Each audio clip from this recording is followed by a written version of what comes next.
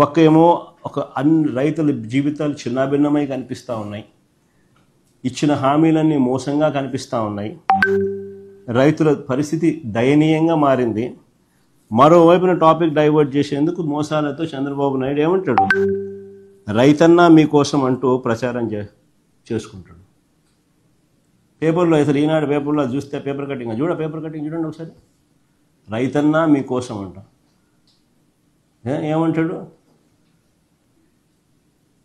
కార్యక్రమాన్ని రాష్ట్ర వ్యాప్తంగా విజయవంతం చేసిన రైతులందరికీ ధన్యవాదాలంట. అసలు రైతుల దగ్గరికి పోయే పరిస్థితి లేదు వీళ్ళకు. పోతే రైతులు తిడతారు, కొడతారు. ఎవడు పోయింది లేదు. విజయవంతం అంట. కార్యక్రమాన్ని రాష్ట్ర వ్యాప్తంగా విజయవంతం చేసిన రైతులందరికీ ధన్యవాదాలంట.